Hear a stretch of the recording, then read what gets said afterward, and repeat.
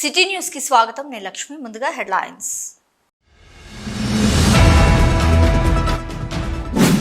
సింగరేణి కార్మికులకు గతం కంటే ఎక్కువగా లాభాల్లో వాటా ఇప్పించిన ఘనత కాంగ్రెస్ పార్టీదే. ఎమ్మెల్యే రాజ్ ఠాకూర్ వెల్లడి.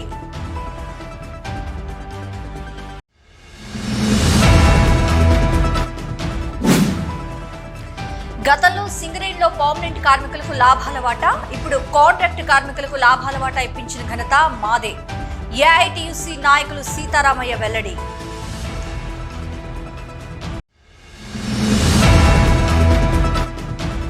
లాభాల వాటాలో సింగరేణి కార్మికులకు తీవ్ర అన్యాయం జరిగింది.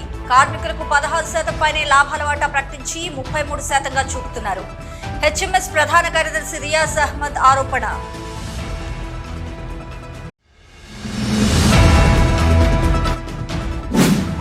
సచ్దేవ స్కూల్లో ఘనంగా ఆన్ ది స్పాట్ చిత్రలేఖన పోటీలు.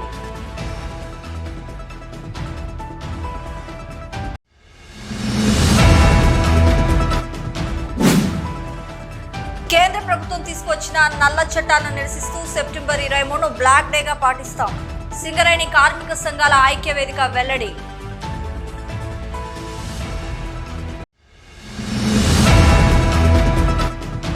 గోదావరి కన్లో అలరించిన 6A పూర్వ ఉద్యోగుల సమ్మేళనం.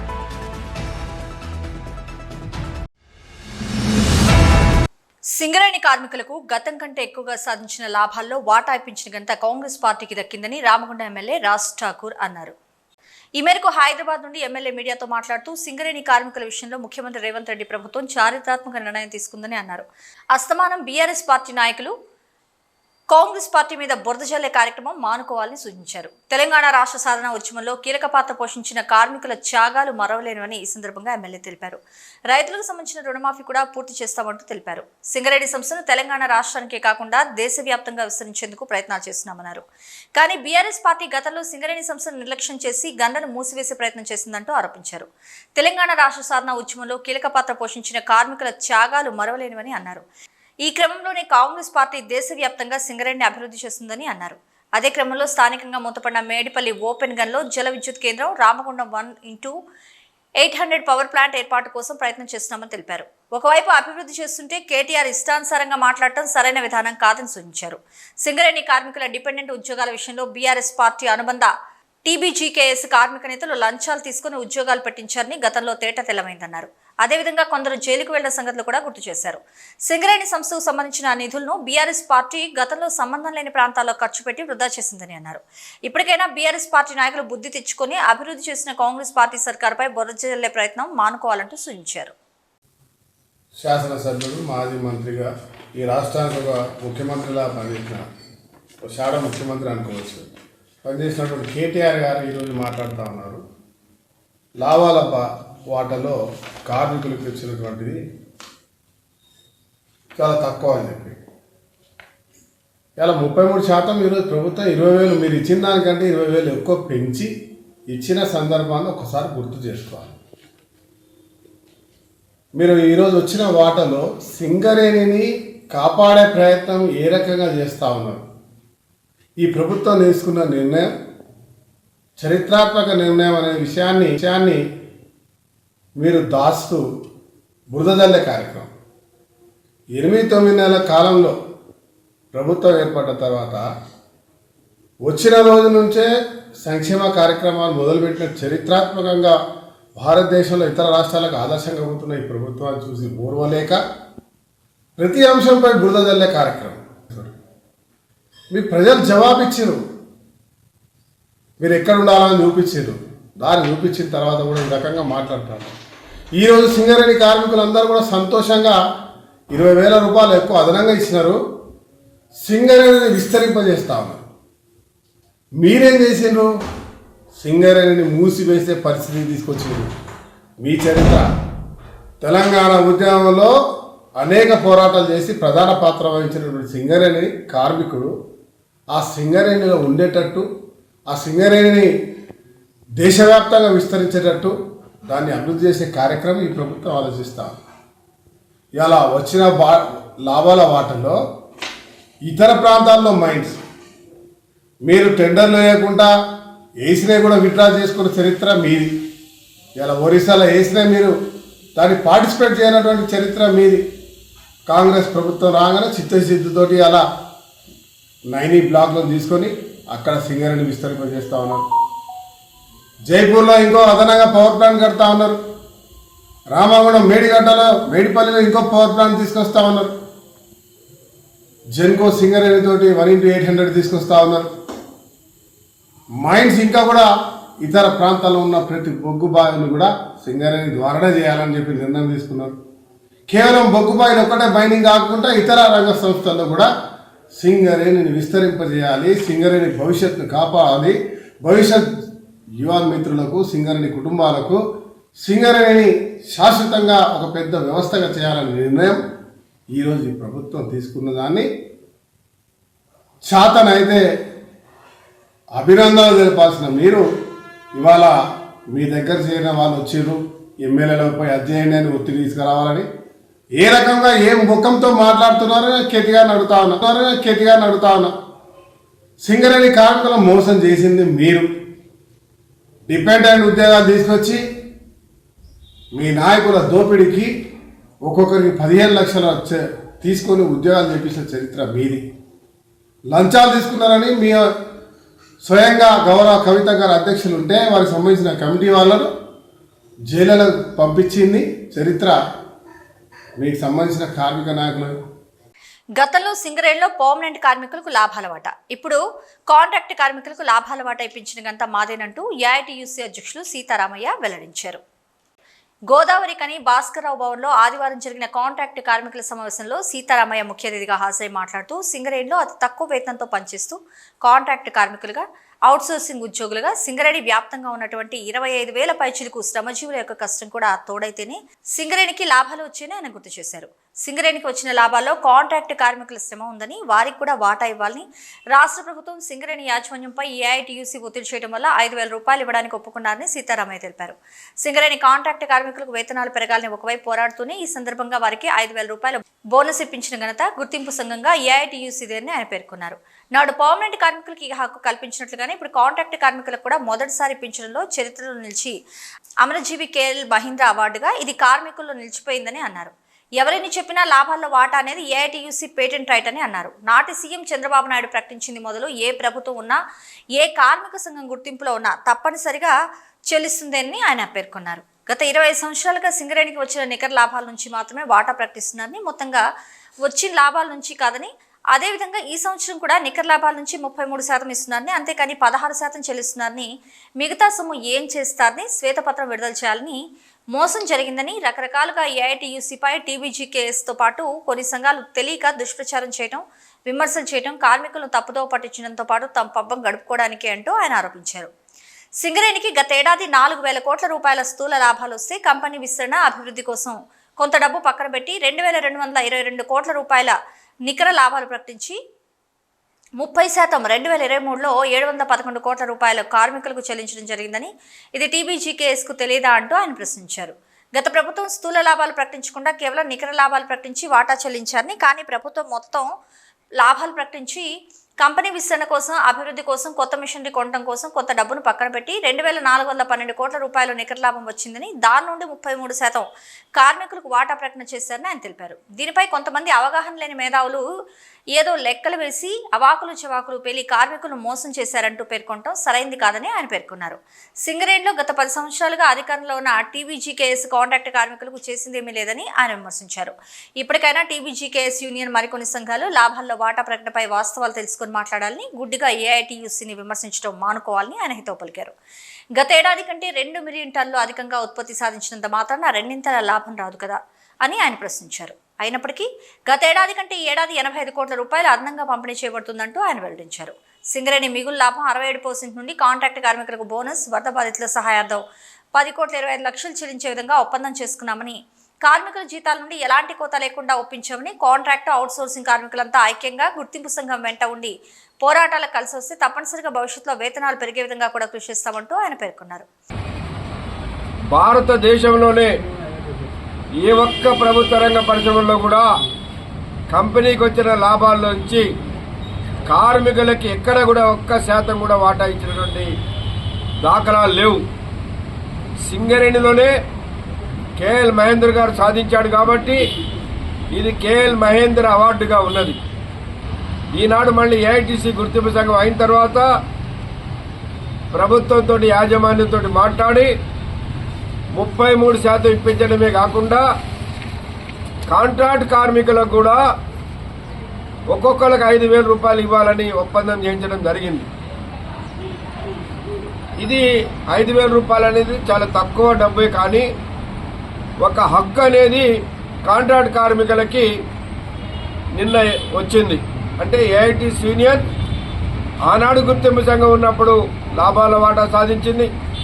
ఈనాడు మళ్ళీ గుర్తింపు సంఘం అయిన తర్వాత కాంట్రాక్ట్ కార్మికులకు కూడా లాభాల వాటా అనేది తీసుకొచ్చుకోవడం అనేది జరిగింది. అయితే కొన్ని సంఘాలు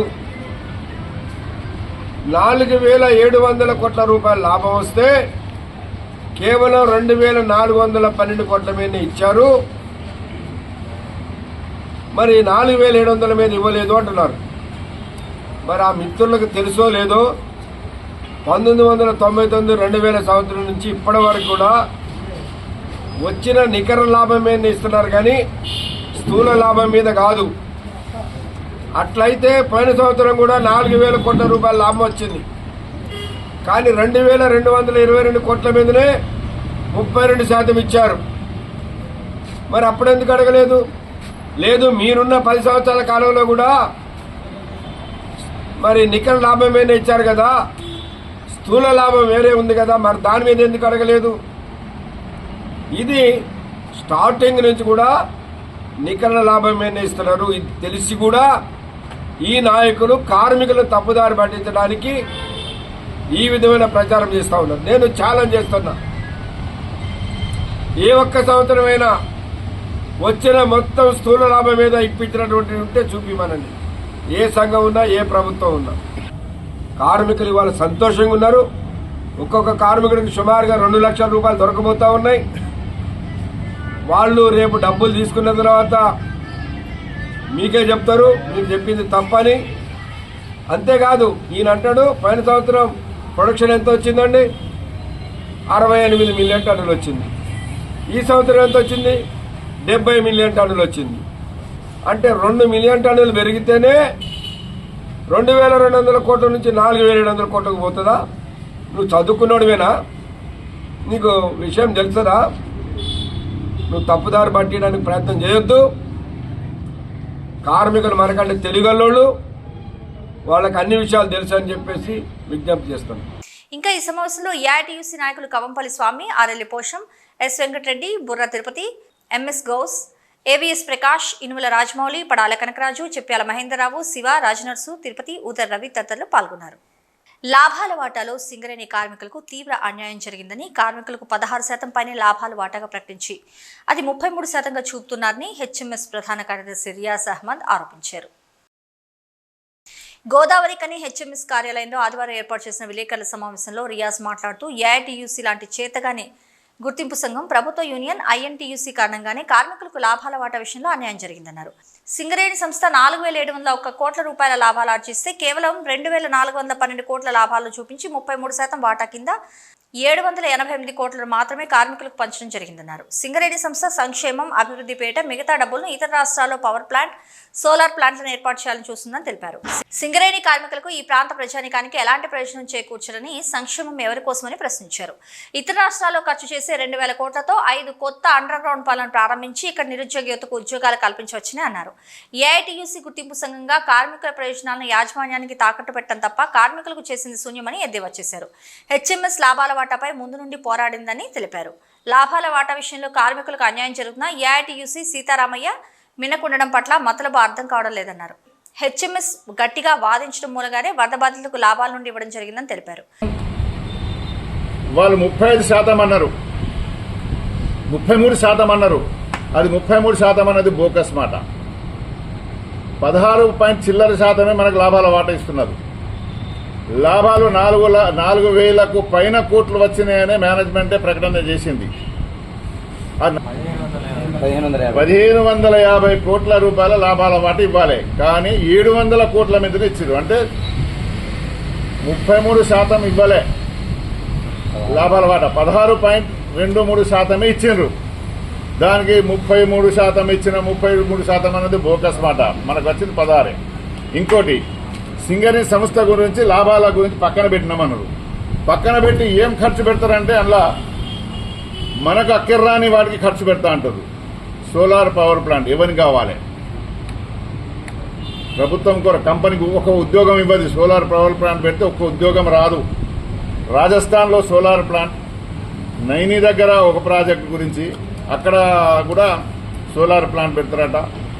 పవర్ ప్లాంట్లు పెడితే సింగరేణి కార్మికులకు బొగ్గు కానీ ఏరియాలో తెలంగాణ ఉన్న ఒక్కరికి కూడా ఉద్యోగం రాదు. సింగరేణి సంస్థ ప్రభుత్వ రంగ సంస్థ, ప్రైవేట్ సంస్థ కాదు. ఉద్యోగాలు కూడా ఇంపార్టెంట్. బొగ్గు ఎంత తీస్తావో అంత బొగ్గు ఉద్యోగాలు ఇవ్వాలి. ఆ 2,000 కోట్లు ఆ పవర్ ప్రాజెక్టు పెట్టకుండా అండర్ గ్రౌండ్ మైన్లు 5 మైన్లు ఓపెన్ చేయొచ్చు. ఆ 2,000 కోట్లలో 5 అండర్ గ్రౌండ్ బాయిలు ఓపెన్ చేయొచ్చు. ఒక్క అండర్ గ్రౌండ్ మైన్ ఓపెన్ చేస్తే 3,000 మందికి పర్మనెంట్ ఉద్యోగాలు వస్తాయి, నిరుద్యోగులకు ఉద్యోగాలు వస్తాయి. ఒక్క మనిషిని అపాయింట్ చేస్తే 6 టన్నుల బొగ్గు తీస్తాడు కార్మికుడు. ప్రొడక్షన్ పెరుగుతుంది, ఉద్యోగాలు వస్తాయి, లాభం వస్తుంది. ఆ లాభం తీసిన ఆ బొగ్గు ఒక్కడ 6 టన్నుల బొగ్గు తీస్తే 6 టన్నుల బొగ్గు అమ్మితే 6 మూల 18,000 రూపాయలు రోజుకు కార్మికులు సంపాదించి పెడతారు. 18,000 అంటే 5,000 జీతాలు వెల్ఫేర్ అన్నిటికి పోతే 13,000 రూపాయలు రోజుకు ఒక కార్మికుడు లాభం చేకూర్తాడు. ఇటువంటి ప్రాజెక్టు పెట్టాలి కానీ పెట్టకుండా అమెరికాకు పోయి పెడతా, లండన్లో పోయి పెడతా, లేకుంటే ఒరిస్సాలో పోయి పెడతా, అవి ఎవరికి వస్తాయి? ఒరిస్సాలో పెట్టిన ఇంతవరకు ఒక ఉద్యోగం రాలే, ఒక బొగ్గు పెళ్ళ తీయలే. మళ్ళీ అక్కడ ఖర్చు పెడతామని అంటే ఈ ఏఐటీసీ నాయకులు నోరు మూసుకొని ఎందుకు కూర్చున్నది? ఈ విలేకరుల సమావేశంలో హెచ్ఎంఎస్ నాయకులు దావు రమేష్, సమ్మయ్య, మణికంఠ, కొమరయ్య, శ్రీరామ్, రామచందర్, కుమారస్వామి తదితరులు పాల్గొన్నారు. Take a small break in city news.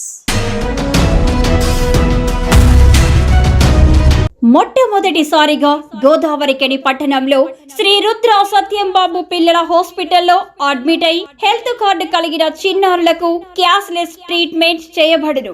మా వద్ద Star, Ericson, FHPL, MD India, SBI, general health card, Universal Sompo, Niva, Mediassist, Chola MS, Heritage, Good Health తదితర హెల్త్ కార్డ్స్ పై క్యాష్లెస్ వైద్యం అందించబడును. పసిపిల్లల ఆరోగ్యం పట్ల ప్రత్యేక శ్రద్ధ కలిగిన డాక్టర్, చిన్నపిల్లల మనస్తత్వం గ్రహించి వైద్యం అందిస్తున్న పేరుగాంచిన డాక్టర్ గా గోదావరికని పట్టణంలో 12 సంవత్సరాలుగా వైద్య సేవలు అందిస్తున్న నెంబర్ 1 పిల్లల వైద్య నిపుణులు డాక్టర్ సత్యంబాబు ఇప్పుడు అత్యాధునిక పరికరాలతో సౌకర్యవంతమైన సిట్టింగ్ హాల్ తో కూడిన విశాలమైన సొంత భవనంలో వైద్య సేవలు అందిస్తున్నారు. విశాల భవనంలో NICU, PICU, incubator, phototherapy, nebuliser, warmer, syringe pumps, lab, pharmacy, AC, non AC రూమ్లు, జనరల్ వార్డ్స్, విజిటింగ్ హాల్ సౌకర్యం కలదు. Doctor Satyambabu MBBS, DCH PALS, పిల్లల మరియు నవజాత శిశువు వైద్య నిపుణులు. 24 గంటల వైద్య సదుపాయం కలదు. శ్రీ రుద్ర సత్యంబాబు పిల్లల మరియు డెంటల్ హాస్పిటల్, సూర్య హాస్పిటల్ ప్రక్క గల్లీలో, ఓల్డ్ మున్సిపల్ ఆఫీస్ రోడ్, మసీదు ప్రక్కన, లక్ష్మీనగర్, గోదావరికని. 7600004430, 8142789678. NTPC TTS లో గల సచదేవ స్కూల్ ఆఫ్ ఎక్సలెన్స్ లో ఆదివారం ఆన్ ది స్పాట్ చిత్రలేఖన పోటీలు ఘనంగా నిర్వహించారు. ఈ కార్యక్రమానికి ముఖ్య అతిథిగా DCM HR Praveen K Chaudhary, assistant manager AK Pandey తదితరులు హాజరయ్యారు. ఈ సందర్భంగా ముఖ్య అతిథి మాట్లాడుతూ తల్లిదండ్రులు చిన్నప్పటి నుంచే పిల్లలతో చిత్రపటాలు మొదలైనవి వారిచే గీయించే విధంగా ప్రోత్సహించాలన్నారు. ఇలాంటి కార్యక్రమాలు కేవలం తమ విద్యార్థులకే కాక రామగుండం పారిశ్రామిక ప్రాంత విద్యార్థులందరికీ చిత్రలేఖన పోటీలు నిర్వహిస్తూ వారిలో ఉన్న కళా నైపుణ్యాన్ని వెలికితీస్తూ వారిలో ఉత్సాహాన్ని నింపడం కోసం బహుమతులు అందజేస్తూ ప్రిన్సిపల్ జ్ఞాన్ చంద్ని అభినందించారు. इस ड्राइंग कंपटीशन में पार्टिसिपेट किया है और पुरस्कार जीता है. हो सकता है कि सभी लोगों ने पुरस्कार न जीता हो, लेकिन सभी लोगों ने पार्टिसिपेट किया, ये बहुत अच्छी बात है. पार्टिसिपेशन जो है इम्पॉर्टेंट है. पुरस्कार का नंबर इस बार किसी का आया है, अगली बार किसी और का आएगा. लेकिन सबसे ज़रूरी पार्टिसिपेशन है और इसका ये इतनी बड़ी संख्या में लोगों ने पार्टिसिपेट किया है, ये बहुत ही काबिले तारीफ़ है। सचदेवा स्कूल ऑफ एक्सीलेंस इस क्षेत्र का एक बहुत ही रिप्यूटेड स्कूल है, क्योंकि यहाँ पर शिक्षा के साथ साथ संस्कार, शिक्षा के साथ साथ समाज, साहित्य, कला, विज्ञान और जो भी छात्र हैं, बच्चे हैं, उनके सर्वांगीण विकास అనంతరం ఏబిసిడి అనే 4 విభాగాల్లో మొత్తం 1120 మందికి పైగా పాల్గొన్న ఈ చిన్నారులకు ప్రశంసా పత్రము, గెలుపొందిన వారికి అతిథుల చేతి మీదుగా బహుమతులు అందజేశారు. ఈ కార్యక్రమంలో ప్రిన్సిపల్ జ్ఞాన్చంద్, హెచ్ఎం ఆరంజ్యోతి, ఉపాధ్యాయులు, తల్లిదండ్రులు, విద్యార్థులు తదితరులు పాల్గొన్నారు. కేంద్ర ప్రభుత్వం తీసుకొచ్చిన నల్ల చట్టాలను నిరసిస్తూ సెప్టెంబర్ 23 బ్లాక్ డేగా పాటిస్తామని సింగరేణి కార్మిక సంఘాల ఐక్యవేదిక నాయకులు రియాజ్ అహ్మద్, ఐ కృష్ణ తెలిపారు. గోదావరి కని హెచ్ఎంఎస్ కార్యాలయంలో ఆదివారం ఏర్పాటు చేసిన విలేకరుల సమావేశంలో వారు మాట్లాడుతూ కార్మికులు పోరాటాలతో సాధించుకున్న చట్టాలను కేంద్ర ప్రభుత్వం తనకు బలముందని 4 కోడ్లుగా మార్చి పార్లమెంట్లో చట్టం తీసుకొచ్చారని అన్నారు. పార్లమెంట్లో బిల్లు పాస్ చేసి దాన్ని రోజు తీసుకొచ్చే ప్రయత్నం చేస్తున్నారని అన్నారు. ఈ చట్టాలు కనుక అమలైతే కార్మికులు కొన్ని సంవత్సరాలుగా పోరాడి సాధించుకున్న హక్కులన్నీ కాలరాయబడతాయని అన్నారు. అందుకే కేంద్ర బీజేపీ ప్రభుత్వ విధానాలను నిరసిస్తూ సెప్టెంబర్ 23 బ్లాక్ డేగా పాటిస్తూ సింగరేణి వ్యాప్తంగా అన్ని గన్లపై నల్ల బ్యాడ్జీల నిరసన, నల్ల చట్టాల ప్రతులను తగలబెట్టడం జరుగుతుందంటూ తెలిపారు. చేస్తున్న అరాచకాలు, కార్మిక చట్టాలను కాలరాసి కోర్టు తీసుకురావడానికి బలం ఉంది కదా అని పార్లమెంట్లో బిల్లు పాస్ చేసిన రోజు 21వ తారీఖు. దానికి నిరసనగా బ్లాక్ డేగా భారతదేశంలో ఉన్న అన్ని కార్మిక సంఘాలు ఎక్సెప్ట్ బిఎంఎస్ నిరసన బ్లాక్ డేగా ప్రకటించడం జరిగింది. ఆ బ్లాక్ డే 23వ తారీఖు నాడు భారతదేశ వ్యాప్తంగా బ్లాక్ డే ప్రకటిస్తున్నాం మనం చేయాలి. అదేవిధంగా 23/8/24 నాడు జరిగిన తీర్మానం, అన్ని సంఘాలు దేశంలో ఢిల్లీలో జరిగిన తీర్మానం ప్రకారంగా దాన్ని అమలు చేయాల్సిన బాధ్యత కార్మిక సంఘాలు ప్లస్ సంయుక్త కిసాన్ మోర్చా రైతు సంఘాలు కలిసి చేసిన మనం దాన్ని వ్యతిరేకించాల్సిన అవసరం ఉంది. ఇప్పుడు బిల్లు పాస్ అయింది, రోల్ తీసుకొచ్చే ప్రయత్నం చేస్తున్నారు. రోల్ వస్తే ఇక అమలు అయ్యేటట్టే, చట్టాలన్నీ గంగలు కలిస్తే ఇప్పుడు అన్నీ మనం ఈ చట్టం ఉంది, ఆ చట్టం ఉంది, పేమెంట్ ఆఫ్ వేజెస్ యాక్ట్ ఉంది, ఐడి యాక్ట్ ఉంది, అవన్నీ ట్రేడ్ యూనియన్ యాక్ట్, అవన్నీ గంగలు కలిస్తే కోర్టు కిందికి వస్తాయి. కోర్టు కిందికి వస్తాక దానికి చట్టబద్ధం ఉంటుంది. దానికోసమే నిరసిస్తూ రేపు అన్ని సంఘాలు దేశమంతా వ్యాప్తంగా చేస్తున్నారు. రేపు అన్ని బాయిలలో మేము బ్లాక్ డేగా ప్రకటించడం జరిగింది. బ్లాక్ డే అంటే నల్ల బ్యాడ్జీలు పెట్టి బ్లాక్ డేగా నిరసన తెలుపుతాం. మొత్తం దేశంలో ఉన్నటువంటి అన్ని కార్మిక సంఘాలు, అన్ని ఫెడరేషన్లు, ప్రజా సంఘాలు, దేశభక్త ప్రజాతంత్ర అనేక ప్రజా సంఘాలు అన్ని కలిసి తీవ్రంగా వ్యతిరేకించినప్పటికీ కూడా మోడీ ప్రభుత్వం ఒక్క అడుగు కూడా వెనక్కి వేయలేదు. పైగా వీటి అమలు కోసం గత 4 ఏళ్లుగా అనేక ప్రయత్నాలు చేసిండు. ఇక్కడ ఆంధ్రప్రదేశ్ ఉన్నటువంటి తిరుపతిలో పెద్ద ఎత్తున ఒక వర్క్షాప్ నిర్వహించి ఖచ్చితంగా రాష్ట్రాల మీద ఒత్తిడి తీసుకొచ్చాడు. కానీ అనేక రాష్ట్రాలు వాటిని అట్లా పెండింగ్లో ఉంచినాయి. కానీ ఈసారి ఖచ్చితంగా అమలు చేయనటువంటి ఒక హుకుం రాష్ట్రాలకు జారీ చేసిండు. ఈ చట్టాలు గిట్ట రేపు చలామణి అయితే కార్మిక వర్గం మాట్లాడేటువంటి హక్కు ఉండదు, ప్రశ్నించేటువంటి హక్కు ఉండదు. కార్మికులు లేబర్ డిపార్ట్మెంట్ దగ్గరికి పోయి ఏవైనా మొరబెట్టుకున్నా కూడా లేబర్ డిపార్ట్మెంట్ కూడా ఆలకించి వాళ్ళ మొరను వినేటువంటి పరిస్థితి లేదు. కనుక ఇవాళ దేశంలో ఉన్నటువంటి 700 ప్రజా సంఘాలు, రైతు సంఘాలు అన్నీ కలిసి మొన్న ఢిల్లీలో కూర్చొని ఈరోజు అంటే రేపు మనం దేశవ్యాప్తంగా కూడా బ్లాక్ డే నిర్వహించాలని చెప్పి ఈ మొత్తం ఈ 4 లేబర్ కోడ్స్ పత్రుల్ని కూడా దగ్ధం చేయాలని చెప్పి పిలుపునిచ్చింది. ఆ రకంగా రేపు మా 7 కార్మిక సంఘాల ఐక్యవేదిక తరఫున సింగరేణి గనులపై ఆ పత్రుల్ని దగ్ధం చేస్తాం. కేంద్ర ప్రభుత్వం ఇప్పటికైనా కూడా దేశవ్యాప్తంగా వస్తున్నటువంటి నిరసనను పరిగణలోకి తీసుకొని ఆలోచించి ఈ చట్టాలని రద్దు చేసి పాత చట్టాలని పునరుద్ధరించాలని చెప్పి మేము కేంద్ర ప్రభుత్వానికి సింగరేణి గని కార్మిక సంఘాల ఐక్యవేదిక తరఫున విజ్ఞప్తి చేస్తున్నాం. ఈ విలేకరుల సమావేశంలో సింగరేణి కార్మిక సంఘాల ఐక్యవేదిక నాయకులు బేగ్, రామకృష్ణ, నరేష్, సమ్మయ్య, దావు రమేష్, రామచందర్, కొమరయ్య, మణికంఠ, కుమారస్వామి, రాజేందర్, ఎడ్ల రవికుమార్, ప్రసాద్ తదితరులు పాల్గొన్నారు. Take a small break in city news.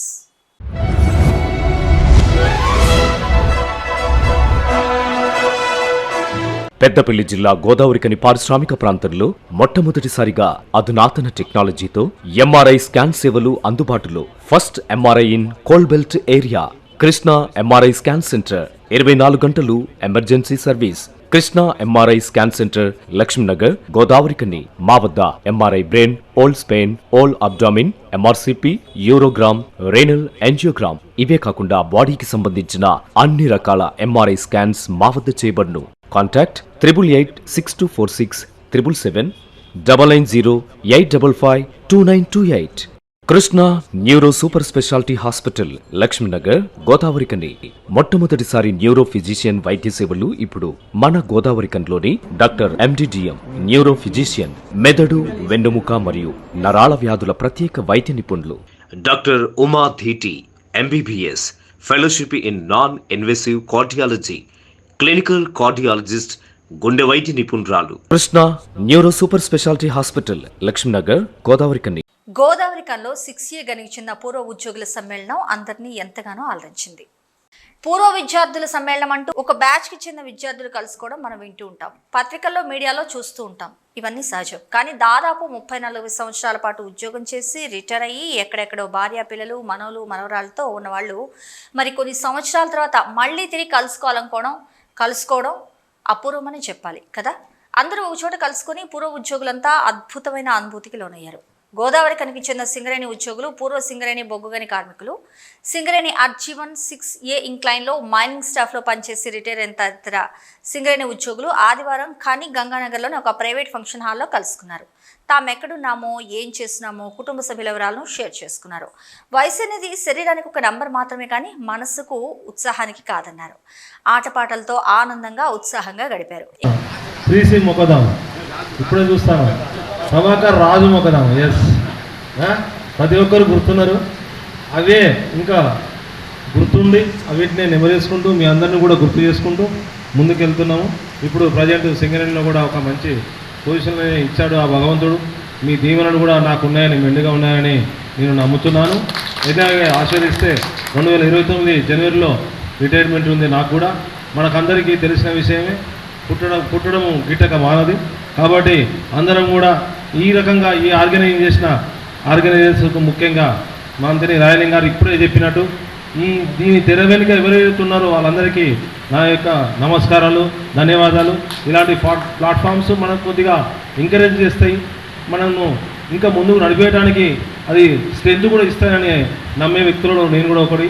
ఇలా ఇంకా ఎన్నిసార్లు చేసినా కానీ రావడానికి సిద్ధంగా ఉన్నాం. తర్వాత కూడా రిటైర్డ్ అయిన తర్వాత కూడా ఇలాంటి కార్యక్రమం చేసుకుంటూ ఒకరినొకరు సరి చేసుకుంటూ ముందుకెళ్తూ ఉంటే బాగుంటుందని ఆశిస్తూ, మా మిత్రులు, సహోదరుడు, నా మిత్రుడు సమానుడు, మా నాగేలి సాంబయ్య గారు చెప్పినటువంటి దాని ప్రకారంగా మా రిటైర్ అయినటువంటి కార్మికుల ఉద్దేశం ఏమిటంటే, అయ్యా మేము సింగరేణి అధికారులకు కానీ, సిఎండి గారికి కానీ, మా మంత్రివర్యులు శ్రీధర్ బాబు గారికి కానీ, అట్లాగే సింగరేణి అధికారులను మేము కోరుకుంటున్నాం.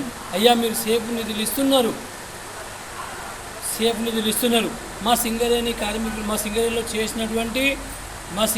చేసినటువంటి కార్మికులు BIFRలో పోయినప్పుడు చాలా కష్టం చేసి వారు ఎంత కష్టపడ్డారో అది అధికారులకు తెలుసు, అప్పుడు ఉన్నటువంటి అధికారులకు తెలుసు, మాకు తెలుసు.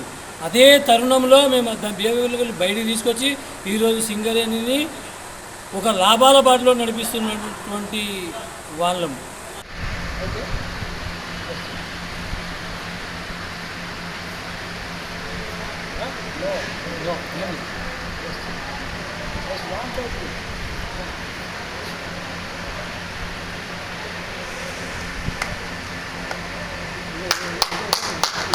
ఈ కార్యక్రమానికి అర్జీ2 SO2 GM సంతోష్ కుమార్ హాజరై పూర్వ ఉద్యోగులను శాలువాలతో సన్మానించారు. ఈ కార్యక్రమానికి అధ్యక్షత యాపశెట్టు రాజన్న, నిర్వాహకులు గోపాలస్వామి, కారుకూరు శంకర్, నాగెల్లి సాంబయ్య, మ్యూజిక్ హరి హాజరయ్యారు. గొర్ల ధర్మయ్య, బోడగుట్ట కనకయ్య, మురళీకృష్ణ, శ్రీనివాస్, స్వామి, ఎరికల రాజయ్య, నాగేశ్వరరావు, చందరాజరెడ్డి, రతన్ రాజ్, ఎస్డి మసూద్, భూపతి రెడ్డి, రంగారావు, రాజేశం తదితరులు పాల్గొన్నారు. సిటీ న్యూస్లో హెడ్లైన్స్ మరొకసారి. సింగరేణి కార్మికులకు గతం కంటే ఎక్కువగా లాభాల్లో వాటా ఇప్పించిన ఘనత కాంగ్రెస్ పార్టీదే. ఎమ్మెల్యే రాజ్ ఠాకూర్ వెల్లడి.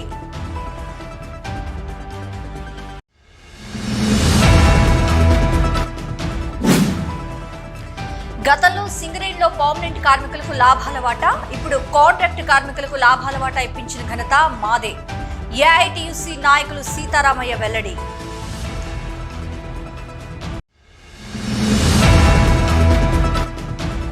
లాభాల వాటాలో సింగరేణి కార్మికులకు తీవ్ర అన్యాయం జరిగింది.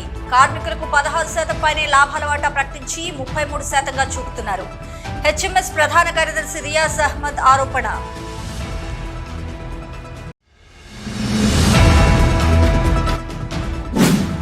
సచ్దేవ స్కూల్లో ఘనంగా ఆన్ ది స్పాట్ చిత్రలేఖన పోటీలు.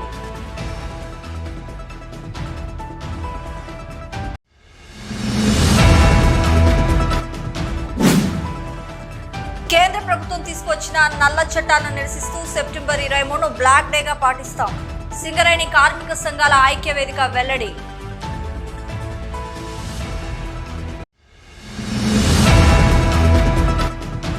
గోదావరి కన్లో అలరించిన 6A పూర్వ ఉద్యోగుల సమ్మేళనం.